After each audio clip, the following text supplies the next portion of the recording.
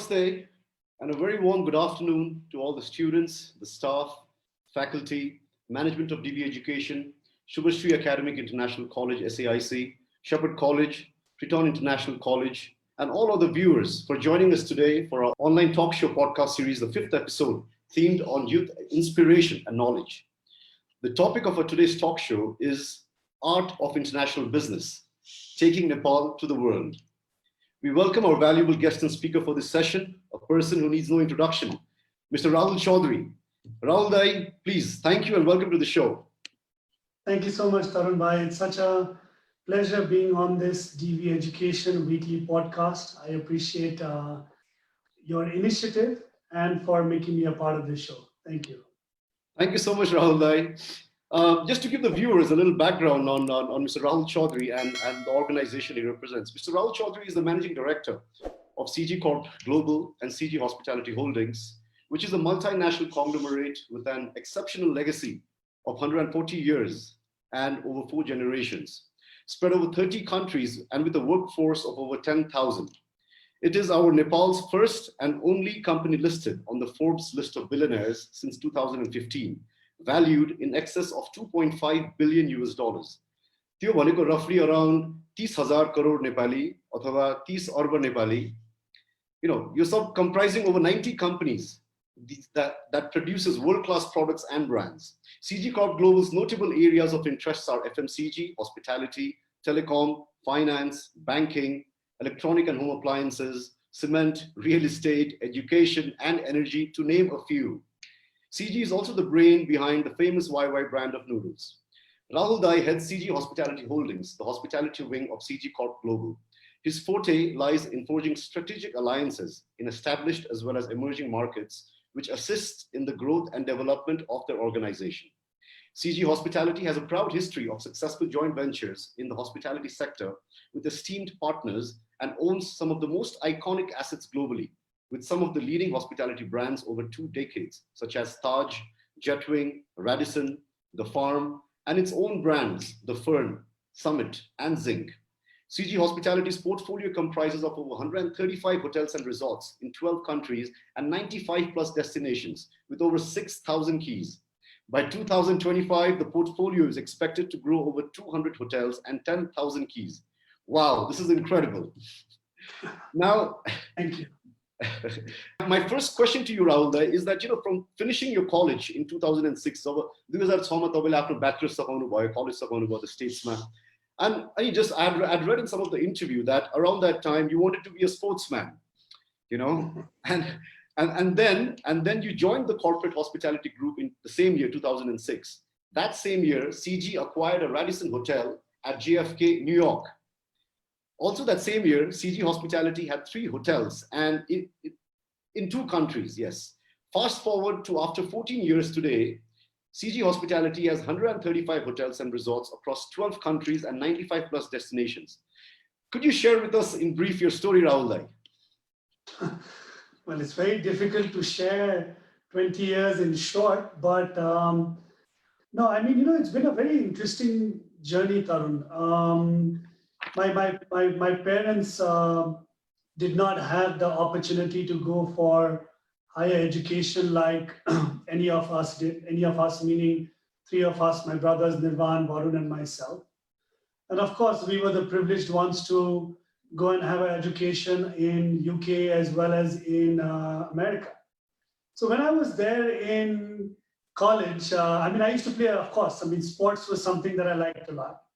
And I believe that a lot of things that I learned in life was taught to me in the sports field and the classroom, And once I finished from college, my father told me, if you want to pursue sports, please go ahead and do that. But I'll tell you, whatever you wish to pursue, make sure that you are the best at what you do.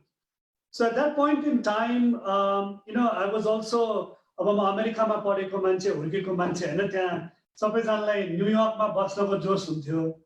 So I also had that, I would say, that inkling to live in New York. And obviously being an entrepreneur like you are, you know that we go where business takes us. And I had to, and I was quite adamant after finishing my university in Miami, that I wanted to stay in New York. So my father was in a predicament. Now, if I make one of my sons stay in New York just for the sake of staying there without any business, then I'm losing a big part of my legacy, right? So that's when we decided that we were going to look at some investment opportunities in America. And it was interesting because during the last 2 years of my college, I would structure my classes in such a way that I would take classes only 3 days in a week. And the 4 days in a week, I would actually spend traveling to different parts of America. I used to love driving or taking a flight and studying opportunities, understanding the intricacies of doing businesses in different environments. And that's when this opportunity at Radisson came to us. And I vividly remember that I spent, the hotel in Avenues of America, room number 1351. I remember closing a multi-million dollar deal of the Radisson in New York, which was a brilliant education for me because, typically when you close a hotel transaction, it should not take you too long.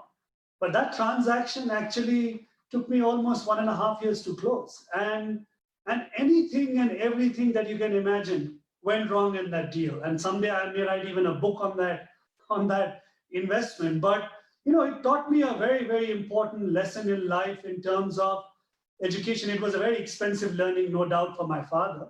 But for me, it was a very precious learning because I got to learn everything right from the grassroots, and I made all the mistakes I could. And that brings me into where we are today. Like you mentioned, the fourth hotel that we acquired was the Radisson, and that was in 2006. And that was the third country. Since then, we are now in over 12 countries with over 135 hotels in over 95 different destinations because of that one learning in America that I learned so much from your dealing with financiers, dealing with operators, dealing with consultants, with unions. Imagine I just came straight out of college and here I'm talking to the big boys who are already in this field. So it's been an incredible journey, I would say. And also to add to that, yes, I did choose not to pursue sports, but I believe I chose to pursue something equally, I would say, satisfying and gratifying for me as sports that gives me the satisfaction. And also in terms of my master's, I would say, since we are on the subject, my master's has been my father. I didn't have the opportunity and time, unfortunately, to go and do a formal education for an MBA institute. But I did go and do my PDP, the professional program in Cornell. But I would say that it's been an interesting journey. And our objective right from the start has been to take Nepal to the world. You are a strong advocate of the same philosophy. And I've been seeing you grow yourself into such a wonderful entrepreneur and taking over Middle East and different parts of the world and trying to do new things and such as this. These kind of forums are when people like you and me are able to share our small and humble stories and hopefully encourage those that want to also go out and explore the world. Thank you, Rahul. That was a brilliant approach to such a wide range of an answer, I would say. And I think what an MBA that was, as you mentioned, Absolutely, an ongoing MBA. and I think you're almost about to pursue your PhD at that level, or maybe you've already completed that part. But then, Rahul, since you mentioned the little bit on traveling aspect, I would like to touch on that part too in my second question. So, Rahul, you are an incredible jet setter, more than any person that I ever know of, and that's a fact. You'll be in Nepal one day, the next day you are in Sri Lanka, the next day you are in Mumbai, the next day you are in Thailand, and the day after you are in Philippines. Time zones, jet lags is one thing, but then every time you land at a new country, you enter into a whole completely different culture, values, flow of life, and environment. How do you manage all these, Rahul? Okay, first of all, I see you in many of those flights with me, so you're also a jet setter yourself. But anyway, coming to coming to the point you made, absolutely. You see, when we step into any country, we always step in cautiously because obviously the cultures, the way of doing business, the value system, the language barriers, the way you deal with different people and with the different geographical environments is obviously very challenging, right? So before we step in, we always look at our long-term vision and our long-term strategy in terms of why we are getting into that market and how it adds to the core values of CG in terms of growth, in terms of profitability, and in terms of sustainability. And when we look at all these three aspects, the most important thing is to do a market research first in terms of how far is it from a geography perspective in terms of reach, in terms of accessibility, and also in terms of being able to put the right team in the right place. And most important also there is a partners, I mean, we have done lots of joint ventures all over the world and in areas of our core competencies, that is FMCG, hospitality, banking, but hospitality is the one that we have spread far and flung. But most important aspect of going into a new country has been for us in terms of going in with the right partner and going in with the right opportunity. Because you can talk about making any investment you want, but until unless it's the right opportunity that fits your core competency and areas which you are willing to excel in or have excelled in, I don't see any reason why you should step into that country either. And our philosophy as investors has always been to enter the country just when it has come out of war. They say, right, where there is war, there is opportunity.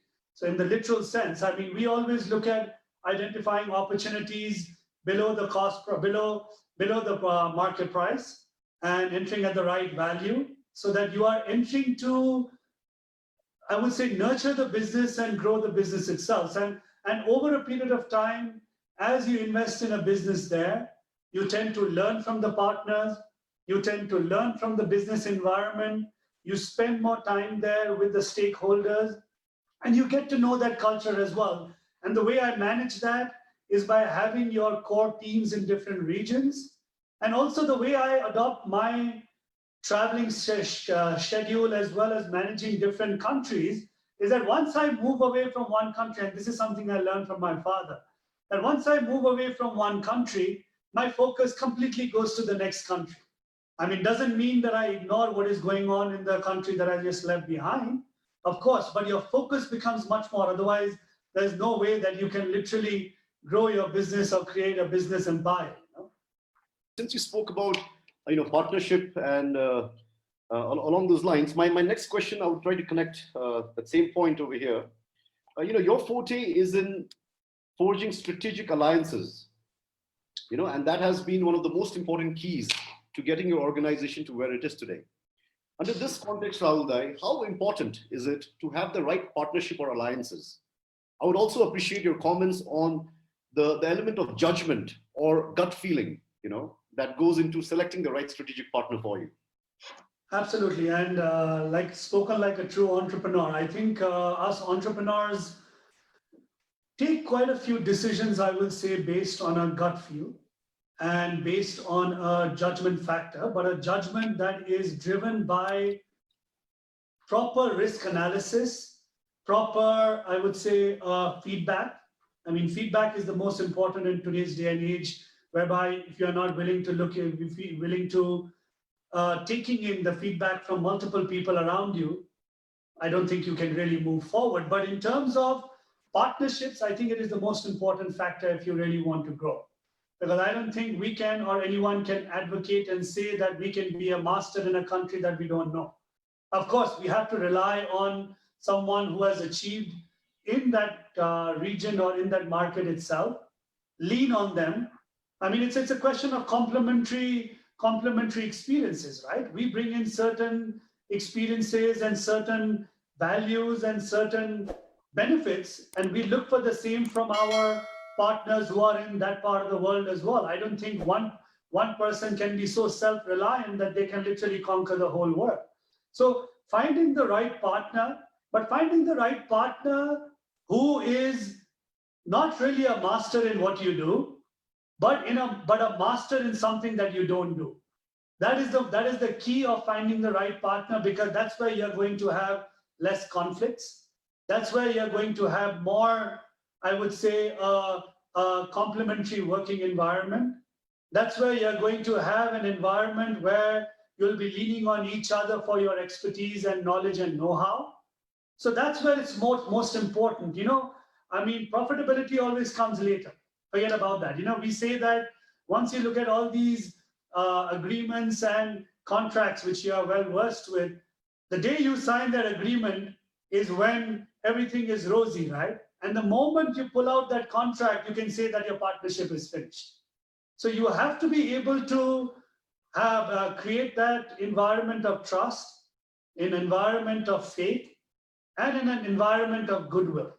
That's very important, and also an environment of alignment. If there is no alignment between both your philosophies and vision and style of working, I do not think that you will be able to work in a successful partnership whatsoever. And I think we have been, I mean, in all sense of modesty, I would say that we have been able to create such partnerships that have spanned for multiple years with partners like Taj, with LG, and so on and so forth all over the world, and they're just growing with time. Since you spoke about these elements of an effective partnership and alliance, strategic alliance, so along these lines is also what comes to my mind is this element of integration. Because once we align together with two different unknown bodies, what happens is that there needs to be a common grounds, to integrate, to make better of a whole common organization. So my next question is along the lines of this an effective integration. I'd like to get your comments on that. After an acquisition or a merger, towards a stronger organization, for example, like let's say, I'll try to explain with an example. So when CG Hospitality acquired a majority stake in Concept Hospitality in India, they were at 23 operating hotels. Whereas within 5 years, fast forward 2020, within 5 years, that number has jumped from 23 to 67. So you see, there clearly has been your strengths integration to get to this point. So please, would you comment on this element of effective integration towards a common organization? Absolutely. Actually, the number is 74. But anyway, so you see, no, not at all, of course. You see, I'll take a step back in terms of also talking about my vision in terms of India, which will give you a little bit of a perspective. We've always wanted to be in the India market space. Of course, it's one of the largest market space in the world with 1.3 billion population. And obviously we are flanked by the two big boys, China and India, with almost 3 billion. And we've always thought that India is a core market that CG should focus in. And we've obviously spread our wings in terms of our FMCG production units all across the country. We have also spread our wings in terms of industrial parks in SEZs, which we are also expanding. But we've always, since 2005-06, we wanted to invest into hotels in India, in core assets, in developing an asset base. But we tried so much. I mean, I must have spent the first 3 years, I would say, or in fact, even 4 or 5 years initially from 2006 to 11, in terms of identifying investment opportunities in the real estate space. But somehow, India is also a very, very difficult market space to work in. It's not an easy market space at all. And even though we may say that we are right across the border, but still it's a very tricky environment because each state works very, very differently. It has its own cultures, it has its own governance, it has its own way of doing things. So for some reason, it did not work the way we had planned and anticipated. And I was always in my mind not very convinced, not very satisfied that it's such a big market and we are not being able to do anything. So this opportunity came our way. And I was following Concept Hospitality quite closely because, I mean, it's driven by my partners and founders, the Kanampilli family. very, very well entrenched in the hospitality sector, who are passionate and who are very driven. So when we came in, obviously they had already got 24 hotels that was operating about 4 or 5 years back, and good people and going out in the market. I mean, hats off to them that they've not even lost one management contract till today. So as we stepped in, you see what, that's what I said in the previous question that you asked, Tarun, that, we have to see what expertise we can bring to the table and what expertise they have. So what expertise we can bring to the table is our geographical spread, is our network, is our investment capability, is our ability to put the systems or strengthen the systems and processes in place. And I think that's what, and cost control. That is also an important factor. So what we have done, and obviously there from their side, in terms of the company itself and the growth trajectory, they were already in a growth trajectory there. They had wonderful relationships and well respected in the hospitality space in India. So they were already in a growth mode. So we only came in and we supplemented that growth factor, I would say, and we both combined our forces, and 23 hotels led to 50 and 50 led to 60, and today we are at 74 operating, and with another close to 30 hotels already signed. So we would have easily reached 100 hotels by the end of this year, but unfortunately, due to the COVID, obviously we had to close down some of the hotels. I mean, we also have the Fern Hotel here in Nepal. We have 2 assets of Fern here in Nepal, and we have our own branded hotels in China and Sri Lanka, and you'll be happy to know that we will hopefully also open one in Dubai. So we are slowly and steadily growing our own brands. That's our own management company that manages our own brands itself. But it has to all be driven from the perspective of alignment right from the beginning of what you bring to the table, what they bring to the table, and how you can align your growth and vision to be able to take it forward. I think that's the most important aspect, and that's how we've been able to forge this alliance and partnership to move forward with a unified goal. It's pretty fascinating, and it's fascinating for me, and I'm sure it must be fascinating for all the viewers. And I truly wish you all the best for your milestone, to achieving your milestone in the next 4 or 5 years, because I know that this milestone for you was a little earlier, but then because of COVID-19, probably you pushed back a year or two. So I wish you all the best for that, Rahul, truly. Thank you. Now, Rahul, I would like to go to the next question. So, your organizational and individual position, you being the Chief Executive Officer and Managing Director of CG Corp Global and CG Hospitality Holdings, this position would be the dream and benchmark for many upcoming and successful entrepreneurs, not only in Nepal, even beyond Nepal. However, there is no stopping for you. Under this context, Rahul, do you think that learning for you will ever be enough? I don't think so. I think the day you stop learning is the day when you literally give up on life itself. I think, you have some of the top entrepreneurs in the world, Bill Gates, your Warren Buffetts, and the likes, who literally are learning and reading every single day. So I don't think, I'm no one compared to them. And they've reached where they are by listening to stories of other people and by listening to the experiences and majorly experiences of people all over the world.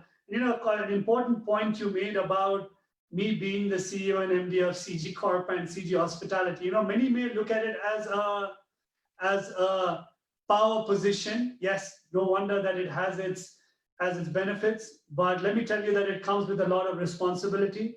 It comes with a lot of, I would say, burden, but not burden in the wrong way. But it comes with a lot of expectation, because don't forget that I have very tough shoes to fill. And we all do. My father, as you know, Mr. Rahul Chaudhary, he has achieved a lot in his lifetime, and he's still very, very young, and he's still very, very driven. And people look at him and look up to him, and look at him as someone who's a mentor to many, and the youth, and like myself as well. So we are the ones who are going to take forward his legacy. And of course, those are not easy shoes to fill. And of course, the expectations are going to be much, much more.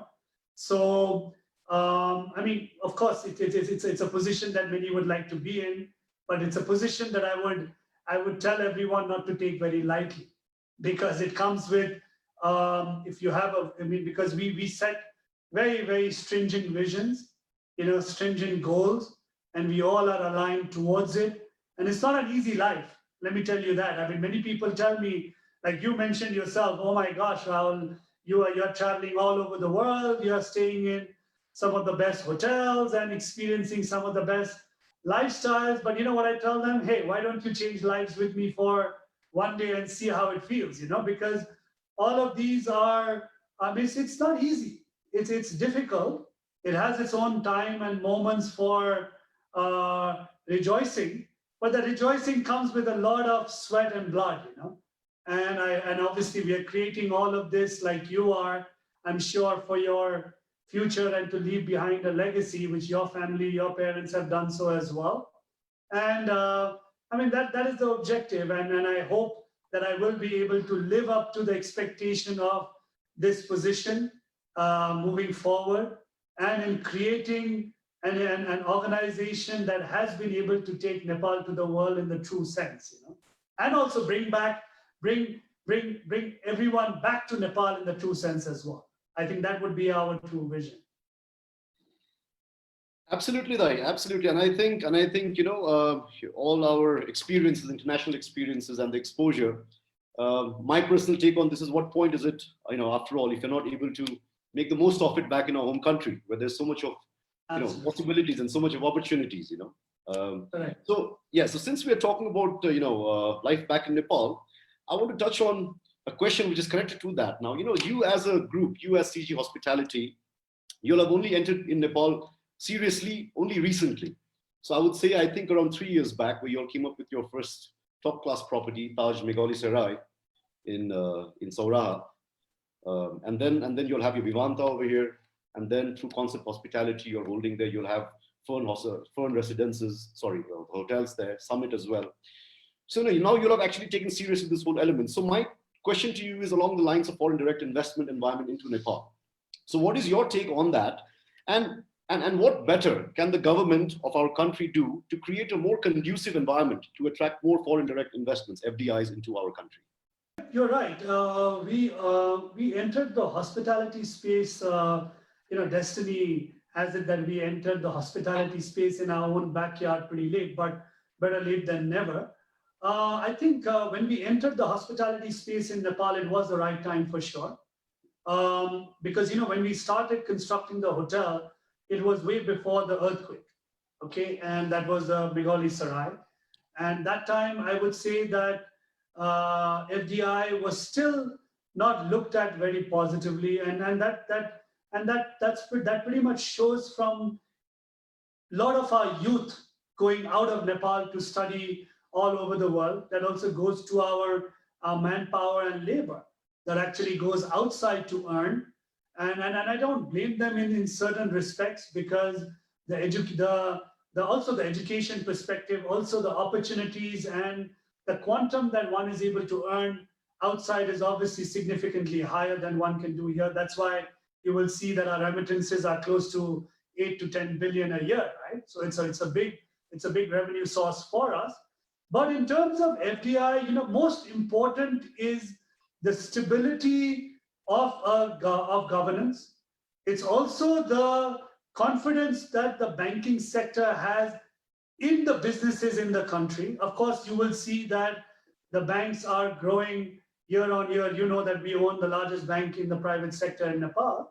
I mean, the banking sector as well as the business sector keeps growing, no doubt. But you will see that no banks from outside are coming in, because somehow our business, I would say, circle, or our business platform is so restrictive for foreign investors coming in. Also, I would say from a regional perspective, unfortunately, Nepal has not been able to position itself in terms of a safe location for investment, safe location for returns aspect in terms of investment going in and for investments being able to go out. I think we are quite far in terms of multinationals coming in here.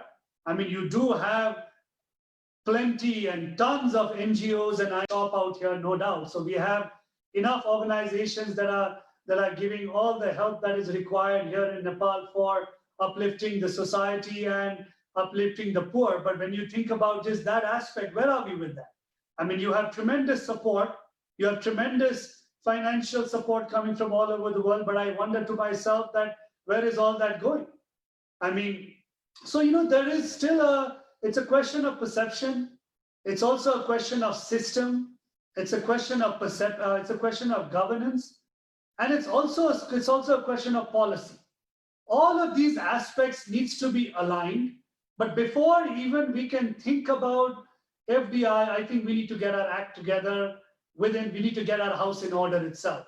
I mean, perhaps this is probably going to be looked at in a very, my comments may be looked at in a very different perspective, but I'm speaking more from a non-political and more from a youth perspective of what we wish to see, because this is the time when you'll see everyone, your youth, your labor force, your manpower coming back into the country.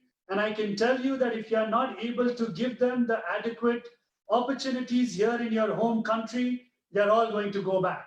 So you have to be able to create an environment of sustainability for them to be able to uplift themselves. People have come here who've got businesses from outside to stay with their family. You have to be able to give them an opportunity to even drive that business here, right? At the end of the day, that is all FDI as well. I mean, FDI doesn't only mean investment. It also means knowledge and know-how. That also needs to come in a suitable capacity for the growth of an economy. And we are lagging quite far behind. I hope that the government is going to take the necessary initiatives by taking the right steps towards sustainability, promotion, towards putting the right systems in place and proper governance, a transparent governance, which gives the confidence to everyone that yes, we want to be here, because I will tell you, Tarun, that Nepal is the future in this region. It's just that many people don't know about it. And you have to be able to tap the different areas in terms of growth, in terms of the unutilized sectors. It's just a question about looking at them and focusing on them. I mean, think of it this way. Why are we constantly evolving and looking at different sectors in the country itself? I mean, because we believe in this country. We believe that we are who we are because of the people and because of their support, and we are going to continue doing that. That was pretty passionate, Rahul. Thank you so much. And so informative too at the same time. You spoke about perception, system, policies, governance, all these things that is required to shape up a very conducive FDI environment. And now my next question I'd like to touch, which is connected to this, which is along the lines of future of Nepali tourism. You have mentioned somewhere that evolution of Sri Lanka's tourism industry is one that Nepal can look towards for reference. For example, going beyond backpackers and into more premium tourists. So what do you think is the future of Nepali tourism, Rahul? I'll take a step back and also answer taking reference of Sri Lanka. We also have immense investments in Sri Lanka. We have almost 13, 14 hotels in Sri Lanka. Just going by that example, I had mentioned this point a few years back in an interview. When many years back, I think almost 20, 30 years back, when Lee Kuan Yew had visited Sri Lanka, he had said that if any country can come close to Sri Lanka, close to Singapore, would be Sri Lanka itself, by virtue of how it is positioned in terms of its geographical location, in terms of its literacy, in terms of its opportunity, and just in terms sheer way in which the governance happens in that country. And I made a comment of Sri Lanka from the perspective that, last year or last 2 years back, I had mentioned that I was really worried that Nepal was I felt getting into that glut of following the tourist, I would say tourist line of welcoming tourists into Sri Lanka, which was happening about 5 to 10 years back. And I'll tell you what I mean by that. Sri Lanka was really looked at as a backpackers destination. You see, people would go to Sri Lanka, and there was no rate, minimum rate that was being charged in Sri Lanka. I mean, for example, like our hotel, which we have out there in Colombo, the Taj Samudra, which is the most prime hotel in Sri Lanka and Colombo itself. I mean, that hotel was doing close to $25, $30 room rate. I mean, how do you ever survive in a 5-star property with that? But you had no choice because everyone was willing to charge the same rate, and it was the perception was that of a backpackers destination. Anyone who wanted to go, the surfers, the beach goers, everyone wanted to go to Sri Lanka. And I felt that even today's day and age, if you really look at the spread of the tourists coming in, majority of those stay in a tourist class hotel in Tamil and all these different destinations, whereby what we need to do is we need to now follow what Sri Lanka has done as well.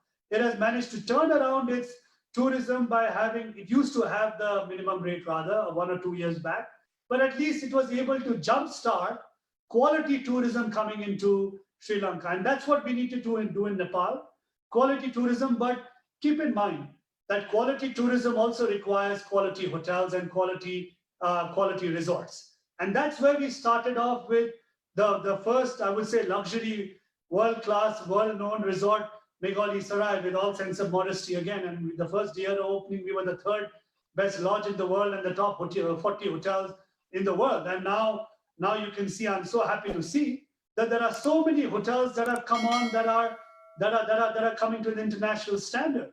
But unfortunately, what has also happened is that in the past 5 years, Nepal has had a setback due to the earthquake, which then led to, I would say now, the COVID situation.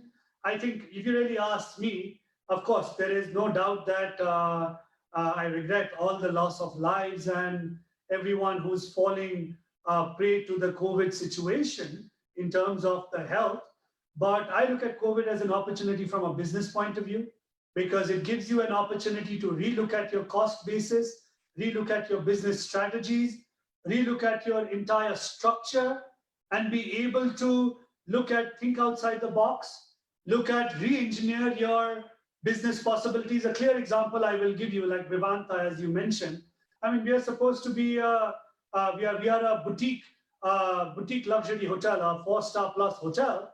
I mean, the room revenue is supposed to drive your business. Whereas from the COVID, right from the start of the COVID, fortunately or unfortunately, we had to keep the hotel open because we had 2 or 3 guests who got stuck during COVID. But what we did is that we leveraged on that opportunity and we started doing home delivery. We were the first ones to do home delivery, and we are surviving on the basis of home delivery and breaking even month after month. So you see, COVID has to be looked at very differently. Of course, the way you look at the hospitality business is going to change. There is no doubt about it. But one has to look at it from a long-term perspective. One has to look at it from a long-term sustainability perspective. One has to look at it from the perspective that you'll have to survive in the current terms by way of a domestic market. I don't think inbound traffic is going to come anytime soon. So one has to capitalize more on getting the domestic traffic into your gates. Now, how you do that is a challenge in itself. But I will also say the first 2 markets that are going to come into your doorstep, which advantage you have hugely, is China and India. And China and India is 3 billion people, keep that in mind. And they are going to go to countries that have been least affected by COVID. And Nepal is one of them, although in the larger scheme of things and scale of things, even when you are talking about 15, 20,000, it's a lot in terms of Nepalese composition as compared to population. But you will see that traffic is going to come here. So you have to start planning from now. And one of my, just 2 things I will stress in terms of the tourism, how it's going to structure. Nakul Anand, who's a leading hotelier and from ITC, I've mentioned this in many of panels where I've spoken, that he mentioned that future of any brand or hotel is going to be QSR. Typically, QSR would be quick service restaurant, but he phrased it in a very different and a good way to say QSR would mean quality, safety, reliability. Those three things, if you're able to demonstrate to your customers, you will be able to survive. Plus, in terms of your the tourism sector itself, I think it is going to be a 3-year cycle, and the 3-year cycle is going to have 3 different steps. First is survival. Right now, we are going through a survival stage. Everyone has to work towards surviving in this. It's a small pie. Everyone has to be able to take the most from this pie itself and survive. Second is going to be revival. Revival is going to be, I would assume, I mean, one is hoping, of course, no one can guarantee, in a year or so, you will have to revive what you have lost. And then I would say in another year or so, you'll have to look at thrive. Thrive meaning by then you would have learned from your, the restructuring of the businesses, the cost aspects, and thinking outside the box, and how you devise a strategy of growth and thriving that works based on the new normal. So I think this is how I would structure the Nepalese hospitality space. Keep in mind that hospitality is one of the backbone of our economy. We cannot ignore it. And also to mention out there, and then this is where one most disappointing factor is the support from the government and the banking institutions. And that we have also seen in India, where they literally put hospitality sector in literally at the bottom of the food chain. And it really enrages me and it really angers me to see that they do not give importance to the hospitality sector, whereas they should, because the future and the perception of any travel and people coming into the country, business is one aspect, but tourism is the aspect that can take your country from nowhere to a completely different level. So that is very important. All these aspects are important. You know, my next question was along the same lines, but I don't think I can ask this question anymore because you've already answered that before I asked you the question. Sure. Actually, it was regarding the balance between the survival mindset as against the surging growth that would come post COVID-19. And since you already mentioned about these angles of survival, I hope I answered that properly, though. I mean, yes. I mean, unless you want to touch on it again, because you mentioned about survival and revival, and I think it did sum it up sort of. So I think let's just move on to the next topic then. Sure. Unless you want to comment a little bit on that. No. I think I covered every aspect of it. So we can go on to the next question. The reason because I'm saying is that you covered about this whole India and China elements about this huge population and Nepal not being so deep COVID affected. Anyways, so now the next question, Rahul, on your new latest property, the Taj Jumeirah Lake Towers property, the JLT property. I mean, it's a for the viewers, it's a 200 keys luxury 5-star property in Dubai. I mean, I remember driving, out of Dubai Marina while going to work on a daily basis. And I always spotted this property during construction. And it gave me immense pride every time I saw this property, because I mean, let me ask you, did it give you pride in seeing the property or something else? No, it gave me the pride because, man, it looked gigantic. I mean, it was a beautiful skyscraper. And pride because you were associated with it, and CG Hospitality, the fact that it's a Nepalese organization, that were the angles of my pride, But I'll tell you why I'm asking you that question, right? Right. Because the pride comes from not the structure. The pride comes from the fact that there is a Nepalese flag flying there. Oh, I didn't see that. What gives me that's what, I mean, I'm sure you please go ahead and ask your next question, but to tell you that is the first hotel globally that is carrying the Nepalese flag, and that comes to the same philosophy of our vision of taking Nepal to the world, whereby we intend on putting the Nepalese flag in all our establishments all over the world, whether it is a factory, whether it is a hotel, whether it is an industrial park, because that is what keeps us all together and keeps Nepal growing all over. Brilliant. Brilliant. I mean, I didn't notice that because probably it was beyond the front view of the car. But now that you've No, mentioned no it, problem. now that we all know it, so just to educate the viewers about this property. So this property has won the award for Middle East and North Africa's best hotel. Yes. And it's a fantastic 200 rooms luxury hotel, five-star hotel. So Rahul, my question to you along this is that, could you enlighten us with some knowledge on the challenges and hurdles that you underwent to get this property to where it is today? Because there were so many delays and etc. etc. So, but you pulled it off. A little bit on that, please. Yeah. This is another book I can write after the Radisson. But no, just to come to this, Dubai has always been a important destination for us. Our global hospitality headquarters is Dubai. Our global headquarters, per se, CG Corp headquarters is Dubai also. And I spend a lot of my time in Dubai itself. We've been in Dubai for almost 15 plus years, and my younger brother Warren used to live there for many years. Now he's living with his family in Delhi, and he developed the whole real estate business there. So we have been learning about the business environment there.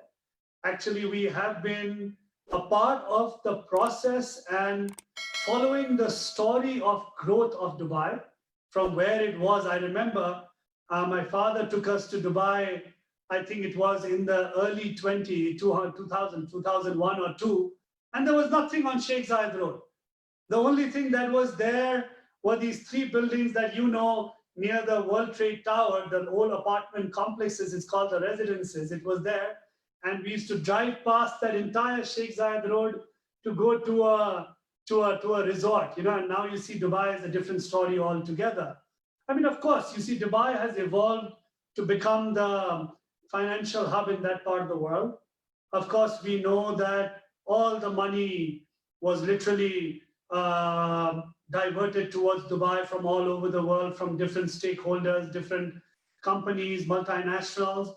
And but I will say one thing. I mean, because of the vision of His Highness Sheikh Mohammed, I think they were able to put a system in place. They were able to put the perception in place of a conducive investment environment, of an environment which is friendly towards investors in terms of foreign investment as well. And that's how we got the confidence of being there. I think we learned over a period of time of working through the system and with the system. And I mean, if you really ask me if you were able to pull something off like this in Nepal, I don't think so. I think we were able to create this world-class product and a world-class architecture because of the availability of resources and availability of consultants, as well as availability of knowledge and know-how there. It has been a challenging journey, no doubt. I mean, I remember that I put the first stone literally 4 floors down in that building, and it's a 46-story building now. And it's been an interesting journey, and we are there with our partners Taj. We continue to grow with our partners Taj with pride. And of course, most important factor is when we were able to put the flag there. I think I would just want to reiterate on that factor, and that the way I would really look at it is that a Nepali hotel has won the best hotel in Middle East and North Africa. That's how I would position it. It's incredible. That's the word. And also, just interestingly, like how you mentioned, you put the stone 4 floors down on the ground. When you were flying, just for your information, I think you've forgotten. So when you were flying to Dubai from Nepal to put that stone, I was on the same flight and we were next to each other, and you told me about Yes, that. yes, I remember. I remember that long back. I remember that. Yes. But either way, that just a massive coincidence over here. But yeah, thank you for taking that question. Now I'd like to move on to my last question for the day for this talk show. Sure. Ladies and gentlemen. So Rahul, what are your messages to today's Nepali youngsters who are ambitious and want to be successful while operating within Nepal? And there are so many generic challenges. A major one, for example, being generation gap, among others. So what's your message to Nepali youngsters, ambitious and, such youngsters? Okay. Yeah. I will answer this in 3-4 different aspects. I think one is, okay, like you touched upon from a generation gap perspective, do keep in mind that obviously there's a huge generation gap right from my grandfather's time to my father's time to us and our next generation, my children, right? But you see, having a generation gap, I believe, is also a good thing, because the prior generation has been through all that they have without having the platform that we have. Okay, so you have to be able to learn from that. I mean, think of it from this way, very simply. I mean, when your father and my father got into business, they never had internet. They never had the telephone. They never had the digitization that we have today. I mean, all of these aspects are important to be able to drive a business. So one has to learn that one has to evolve with time to be able to go forward with the digitalization, including changing times. But one must never forget the roots of business. The fundamentals of business should never change, and that can only come from the prior generation who have been through the hardships. We may have our hardships in a smaller way than what our past generation may have had, but one must learn from the past generation and be able to use that to your advantage, taking the current change and times. That's number one. Number two, I will say that, I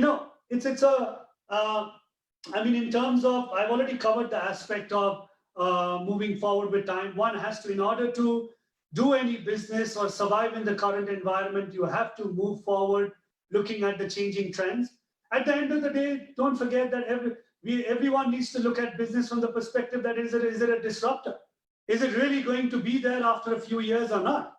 I mean, one has to think about business from that perspective. Now, while talking on that same subject, I will say that, you keep hearing from every youth nowadays wants to go into a startup. They want to create a new app. They want to create something new with an idea. All I will say is that, an idea is good, but an idea without a clearly crafted plan of action means nothing at all. And I will also tell you that if you have an idea and you feel that it is going to work, money will always follow you. There is no shortage of money in the world today. If you have a good idea, I will follow you. Forget about anything else. And I will say, I mean, to conclude this entire podcast, I would just like to say that to all the youth out there, that whatever dream you have, pursue them now. Do not wait for tomorrow or day after, because you don't know what is going to happen tomorrow or day after. And also, do not feel that there are not other people who can be there as a part of your dream or help you grow your dream. Because if you have an idea that works and you are able to sell your idea to the world, people and the world will follow you. And lastly, I will say that never forget that you are a Nepali. You are who you are because you are a Nepali, and you are working. Once my father said very aptly many years back when being asked, can Nepal ever produce a Maradona? And my father said that with the stadium we had, of course not. I mean, from a metaphorically speaking. But the point he was trying to say is that our playground was so small. I think now an organization with all sense of modesty and humility, we have been able to work with Nepalese, work through generations to be able to take Nepal to the world by creating a much larger platform for our youth. And this is the legacy that we want to leave behind. So if you're telling me now that Nepal can create a Maradona, perhaps. But for that, you need to have a dream, you need to have a vision, and the resolve to be able to not stop till you get there. You're going to encounter multiple challenges. You're going to encounter multiple hurdles. But if you are willing to say that no matter what happens, you will never sleep and you're going to continue working towards it till you get there, I guarantee you, I will work with you to make sure you get there. That's what I will say. Wow, incredible again. Thank you. That was really this whole talk show, the way, the way you took the question, that itself was inspiring. But then the last question specifically, and I think you rightfully nailed it there. Two things, I think. The fact that, if you want to get something, you want to do something, don't count on tomorrow, because you never know what's going to happen tomorrow. Do it today. And secondly, if your idea is really good and you're passionate about it, money will follow. So I believe totally to whatever you just said today. So I think that was the last question, Rahul, and I would like to now conclude by thanking you, for, I know what a busy man you are, but then you took the time out. You took your time out to be a part of this, and I think it was very inspirational for so many youths across across in Nepal, because I'm pretty sure a lot of students will be watching which are not from our college, our faculties, so across different generations will be watching today, and it was very inspiring. I would like to thank you for that.